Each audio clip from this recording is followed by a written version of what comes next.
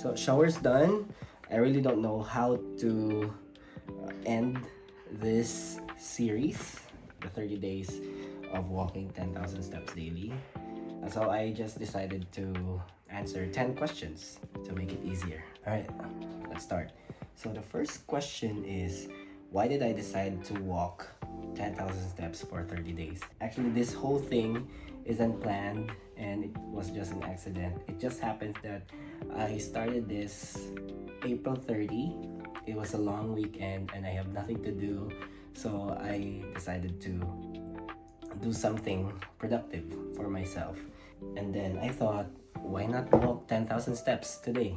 So I started walking and asked myself if I can do this consistently. It's the consistency that made me challenge myself if I can do this for 30 days. Question number 2. What was the hardest part of this challenge? The hardest part of this challenge is the discipline. And by discipline, I mean finding the time to complete the task, the mindset of getting 10,000 steps, at least 10,000 steps daily. Because I think I mentioned this before in my previous videos, it's really difficult to walk 10,000 steps on a regular day. You really have to dedicate and to adjust and to give time to get 10,000 steps. I hope it makes sense. Number 3. Were there days I wanted to quit? Yes, there was. I think it was in day 20 when I got sick. Not really sick, but it was the start of my cold and cough and headache, and it was also humid and hot. So it's like all the inconveniences in one. Oh yeah, so that was the time that I really wanted to quit because I'm not sure if this all makes sense to me. Is it worth it? All the negativities pops up in my mind during that time, so I really want to quit. But what made me not quit is the phrase consistency is the key. So hi, hello. So it's more of like I don't want to disappoint myself, so I made sure to show up and decided to walk. Even if I'm not feeling well. Hi, say hi Uno. Hi. Number 4.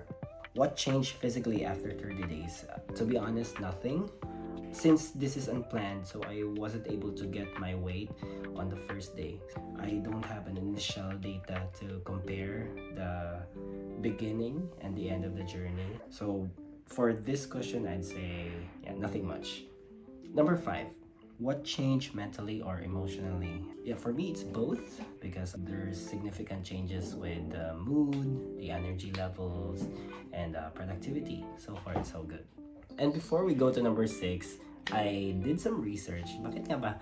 Why is it 10,000 steps? And I found out that it's actually a marketing campaign from Japan. It was from the 1960s. There was this company and they are selling a pedometer which is called Manpo K, which translates to 10,000 step meter. The funny thing is they didn't choose 10,000 because of science. They chose it because the Japanese character for 10,000 looks like a walking person. And long story short, this number stuck and has been used for several companies. So now let's go back to number 6. Did walking affect my mood, energy, or sleep? My answer is yes. First of all, the sleeping habit. I had a good sleep so far. I usually sleep at 11 or 12. After several days of walking, I observed that at 10 p.m. I already feel sleepy. And then when I wake up, I feel energized. Number 7. What did I usually think about during my walks? Most of the time, I'm listening to music or a podcast, just light music, and it's a comedy podcast. So what I'm thinking most of the time, it's more focused on those things, the podcast and the music. And sometimes when I turn my earphones off, most of the time I'm just appreciating nature. Or else I'm thinking of what video to post or what ideas for the content. That's it. Number 8. What surprised me the most during this journey? What surprised me the most is that I can be consistent as long as I'm focused. So yeah, I'm distracted so easily, and I can be focused on one thing, and then if I get distracted, I'll be focused on this. So I literally can't focus on one thing. Point is, I can prove to myself that I can be consistent as long as I am focused on that thing or on that goal. Number 9, what did this challenge teach me about consistency?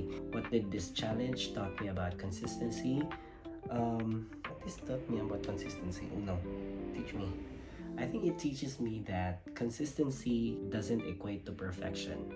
So it means consistency is showing up. Even if there are times that you're not in the mood for walking, even if there are times that you feel sick, even if there are times that it's raining, as long as you're showing up, you don't have to be perfect. Just show up, and that's all that matters the most. That's what taught me about consistency. It doesn't equate to perfection. And the last question is, will I continue walking after day 30?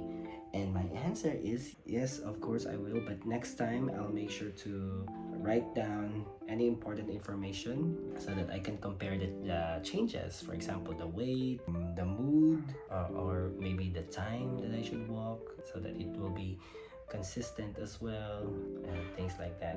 I would still continue walking next week, but it will not be on a daily basis because I have to finish tasks. Maybe it will be weekdays, or 4 times a week, or 5 times a week. But I would still surely do it. I would still walk 10,000 steps. And that's all for today. Thank you so much for watching the video. Uno is about to sleep now. If you want more contents like this, just like, subscribe, follow, or if you're also the same as me, you're also doing your 10,000 steps, you can leave a comment. We can talk in the comment section. Say goodbye, Uno. Say bye-bye. Bye-bye. Bye-bye. Bye-bye.